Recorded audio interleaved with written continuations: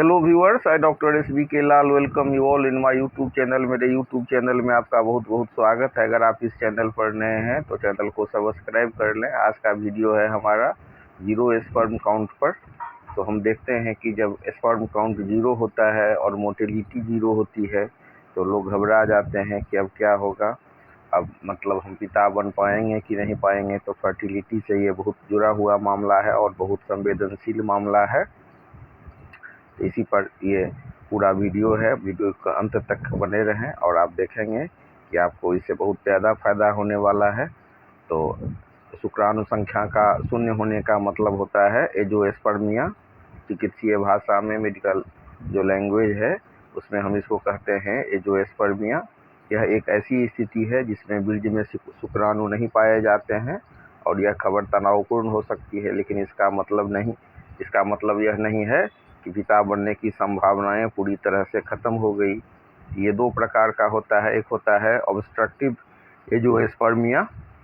इसमें शरीर शुक्राणु तो बना रहा है लेकिन किसी रुकावट के कारण वे बाहर नहीं आ पा रहे हैं। इसका कारण हो सकता है कि संक्रमण हो या सर्जरी या प्रजनन जो नलिका है, ट्यूब्स है, उसमें जन्मजात कोई समस्या हो तो सर्जरी के जरिए रुकावट को ठीक किया जा सकता है, या सीधे अंडकोश से शुक्राणु निकालकर आईवीएफ की मदद ली जा सकती है। और एक होता है नॉन ऑब्स्ट्रक्टिव एंजियोस्पर्मिया। इसमें क्या होता है कि शुक्राणु समस्या जो उत्पन्न होती है शुक्राणु के उत्पादन में, यानी कि जो स्पर्म का प्रोडक्शन है वो इफेक्टेड रहता है। और इसके कारण की बात करें तो इसमें हार्मोन असंतुलन हो सकता है, या मतलब हेरिडिटरी कारण हो सकता है, आनुवंशिक कारण, या बचपन में कोई गंभीर बीमारी पड़ी हो जैसे मम्प्स या कनफेरे। और इसमें भी जो एलोपैथ में इलाज होता है वो हार्मोन थेरेपी या माइक्रो टीएसी जैसी आधुनिक तकनीक के जरिए अंडकोश में छिपे हुए शुक्राणुओं को ढूंढने का प्रयास किया जाता है। अगर स्पर्म काउंट जीरो आ गया है तो घबराने वाली बात नहीं है, उसको दोबारा जांच कराना चाहिए। कभी कभी बुखार, तनाव या लेब की गलती से भी रिपोर्ट प्रभावित हो सकती है। तो विशेषज्ञ आमतौर पर 2-3 महीने के बाद दोबारा टेस्ट कराने की सलाह देते हैं। फिर एक यूरोलॉजिस्ट या फर्टिलिटी जो विशेषज्ञ होते हैं उनकी भूमिका होती है इसमें, वो आपकी मदद कर सकते हैं।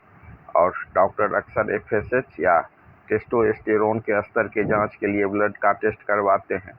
और अल्ट्रासाउंड इसलिए कराया जाता है कि नस में कहीं सूजन, वेरिकोसील या कोई और शारीरिक समस्या तो नहीं है, इसको पता करने के लिए।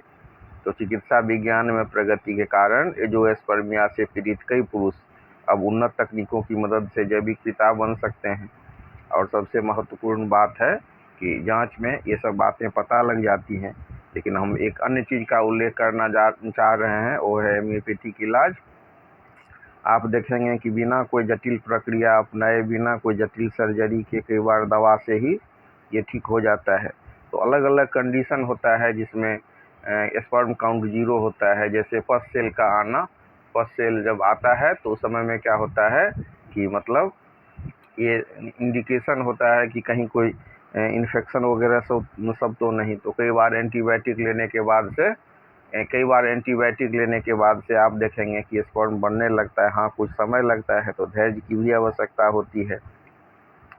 तो ये इम्पोर्टेंट बात यह है कि टेस्ट, डॉक्टर से मिलने की प्रक्रिया या इलाज के विकल्प के जो तरीके हैं उसको हम समझें कि क्या केवल सर्जरी ही से ऐसा संभव होता है। नहीं, बहुत सारे हर्ब्स भी हैं और होम्योपैथी में कुछ खास दवाइयाँ हैं जिनके मदद से एंजियोस्पर्मिया को ठीक किया जा सकता है।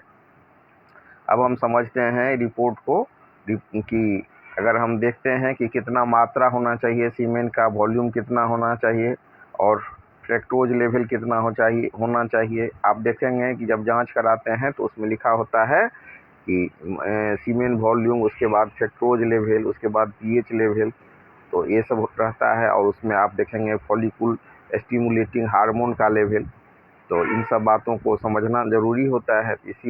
इसको हम समझते हैं। आइए, सबसे पहले हम देखेंगे कि उसमें वॉल्यूम का चर्चा रहता है। तो वॉल्यूम अगर 1.5 ml से अधिक है तो ये सामान्य माना जाता है, और अगर वॉल्यूम कम है तो यह संकेत हो जा सकता है कि शुक्राणु ले जाने वाली जो नलियां हैं उसमें रुकावट है या सेमिनल वेसिकल्स में कोई समस्या है। फिर दूसरा जो टेस्ट होता है जिसके माध्यम से हम फ्रुक्टोज का स्तर को मापते हैं तो फ्रुक्टोज वह शक्कर है जो शुक्राणुओं को ऊर्जा देती है। अगर रिपोर्ट में फ्रुक्टोज निगेटिव है तो इसका मतलब होता है कि नलियों में रुकावट है, क्योंकि फ्रुक्टोज शुक्राणुओं के साथ ही बाहर आता है।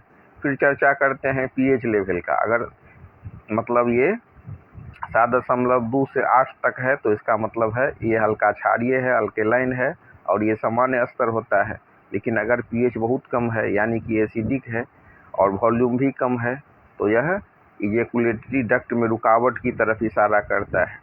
अब इसमें और भी टेस्ट कराए जाते हैं जैसे FSH, तो यह सबसे महत्वपूर्ण हार्मोन है। अगर FSH हाई है तो इसका मतलब है कि दिमाग संकेत दे रहा है लेकिन अंडकोश शुक्राणु नहीं बना पा रहे हैं।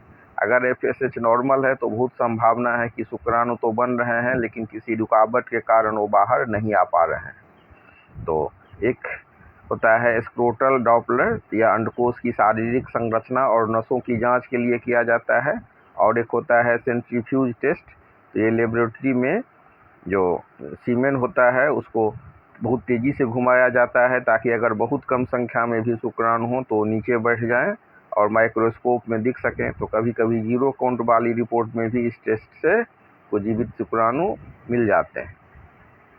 अब हम देख सकते हैं कि अगर मतलब पस सेल आ रहा है 18 है 16 है तो इसका इतना पस होना ये सामान्य नहीं है और चिकित्सीय भाषा में इसको हम बोलते हैं ल्यूकोसाइटोस्पर्मिया। तो ल्यूकोसाइटोस्पर्मिया में क्या होता है, इसको हम ल्यूकोसाइटोस्पर्मिया या आप इसको पायोस्पर्मिया भी कह सकते हैं। इसका सीधा मतलब होता है कि प्रजनन तंत्र में कहीं न कहीं इन्फेक्शन या सूजन है। तो संक्रमण या प्रोस्टेट ग्रंथि, अंडकोश या मूत्र मार्ग में संक्रमण हो सकता है और कभी कभी ये STI यानी कि सेक्सुअल ट्रांसमिटेड डिजीज़ का भी लक्षण हो सकता है।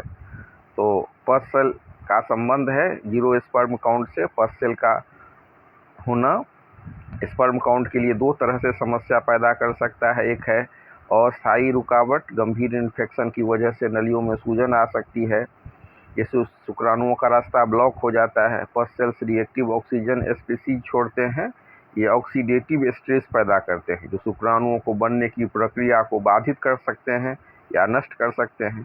फिर और भी होता है टेस्ट, जैसे सीमेन कल्चर टेस्ट होता है, इसमें एक्चुअल एंटीबायोटिक को पता लगाने की कोशिश की जाती है। तो ध्यान देने वाली बात है कि पेशाब में जलन, अंडकोश में दर्द, भारीपन जैसा महसूस तो नहीं किया जा रहा है। ये बहुत इम्पोर्टेंट बात है। अब हम समझ रहे हैं कि अगर इन्फेक्शन है तो पस सेल को ख़त्म करने के लिए एंटीबायोटिक सबसे तेज़ और प्रभावी तरीका है, लेकिन कुछ प्राकृतिक तरीके भी हैं, जैसे प्राकृतिक एंटीबैक्टीरियल या सप्लीमेंट लेना। तो इसमें अगर इन्फेक्शन हल्का है तो ये चीज़ें प्रतिरक्षा प्रणाली को मजबूत कर सकती हैं। तो विटामिन C या यूरिनरी ट्रैक्ट और प्रजनन तंत्र में जब हम विटामिन C का इंटेक देते हैं अच्छा से तो ये यूरिनरी ट्रैक्ट और प्रजनन तंत्र में बैक्टीरिया को बढ़ने से रोकता है। ये सब आप पा सकते हैं संतरा, नींबू या आंवला से। फिर कई बार दूध में हल्दी मिला करके लेने की सलाह दी जाती है। तो हल्दी में प्राकृतिक एंटी इन्फ्लामेटरी गुण होता है जो सूजन और संक्रमण को रोकने में मदद करता है। फिर है एक हर्ब्स क्रैनबेरी जूस, यह मूत्र मार्ग का जो संक्रमण है उसको कम करने के लिए बहुत प्रसिद्ध है और प्रजनन अंगों पर इससे दबाव भी कम होता है। तो एंटीऑक्सीडेंट थेरेपी दी जाती है, जिंक, सेलेनियम ये दिया जाता है और कोएंजाइम Q10 दिया जाता है। जीवन शैली में बदलाव की सलाह दी जाती है, ढीला कपड़ा पहनने के लिए और हाइड्रेशन बढ़ाने के लिए कहा जाता है। साथ ही धूम्रपान और शराब से परहेज करने की बात होती है। अब हम चर्चा कर रहे हैं, वीडियो के लास्ट में आप देखेंगे कि जहां एलोपैथिक चिकित्सा की बात होती है तो सटीक एंटीबायोटिक उपचार दिया जाता है या एंटी इन्फ्लामेटरी दवाएं दी जाती हैं, एंटीऑक्सीडेंट, मल्टीविटामिन, हार्मोनल थेरेपी और सर्जिकल विकल्प भी होता है यदि रुकावट हो तो। वहीं पर होम्योपैथी में बहुत अच्छी दवाइयाँ हैं जो आपको शुक्राणु को बढ़ाने के लिए बहुत मदद कर सकती हैं और इन दवाओं का अगर सही ढंग से कुशल चिकित्सक के निर्देश में किया जाए इलाज तो बहुत प्रभावशाली होता है। पस सेल्स को कम करने के लिए बहुत ही प्रभावशाली दवाई है मर्कसोल।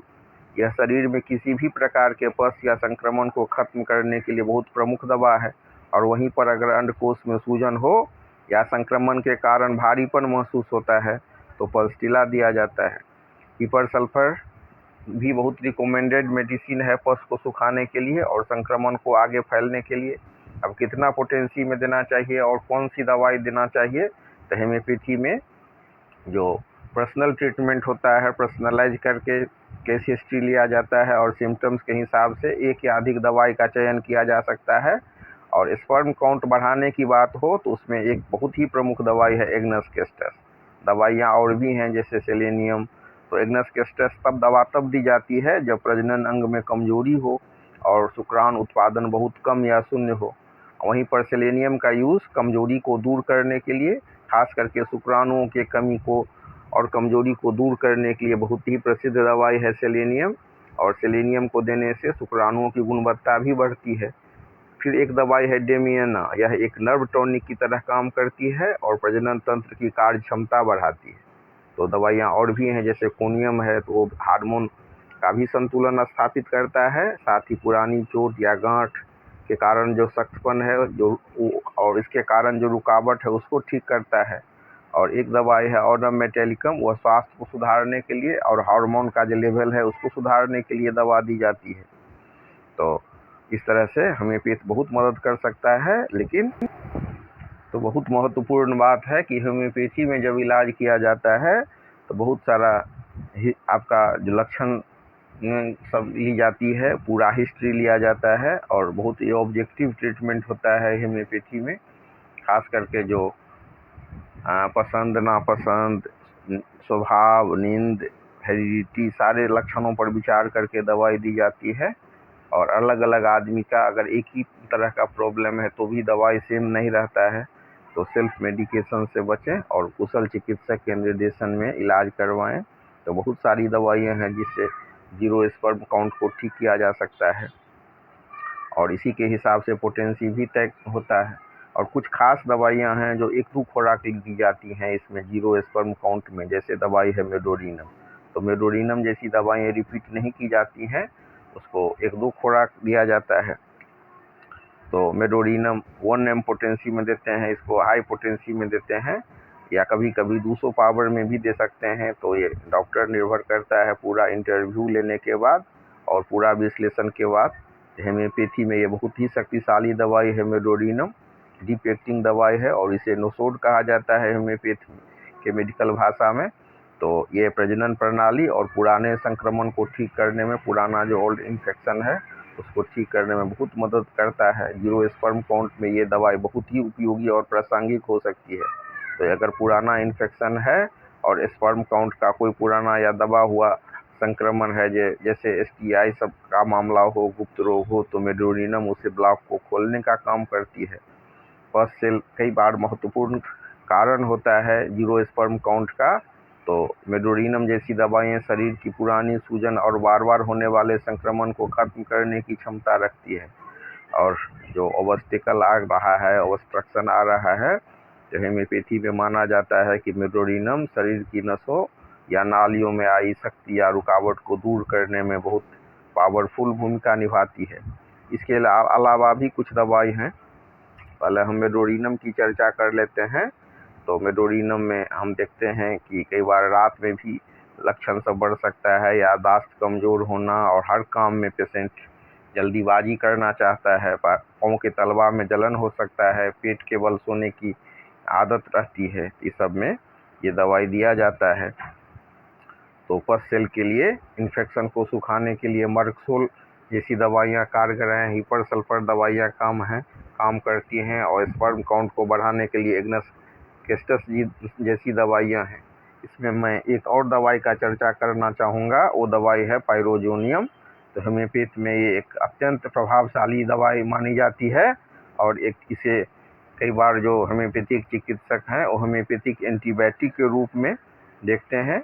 और जब शरीर में कहीं भी पस या गंभीर संक्रमण की स्थिति होती है तो यह दवाई बहुत गहराई से काम करती है, लेकिन पाइरोजेनियम के बारे में कहा जाता है कि इसको बार बार नहीं दोहराते हैं, एक आध खुराक पड़ता है जब संक्रमण की समस्या होती है और शरीर में संक्रमण के कारण पस बन रहा हो और वह ठीक नहीं हो रहा हो और इन्फेक्शन सक्रिय है, तो पाइरोजेनियम इसे शरीर से बाहर निकालने या इसे सुखाने में मदद करती है। दुर्गंध या जलन का भी सिम्टम्स हो सकता है। तो इस तरह से दवाइयाँ तो बहुत हैं, लेकिन समुचित कारण पर विचार करके दवाई इसमें से कोई एक या कभी कभी एकाधिक दवाई का चयन होता है और कई दवाइयाँ एक खुराक ही दी जाती हैं, ओवरडोज से बचा जाता है। तो मेरा सलाह है कि कुशल चिकित्सक के निर्देशन में इलाज करवाएं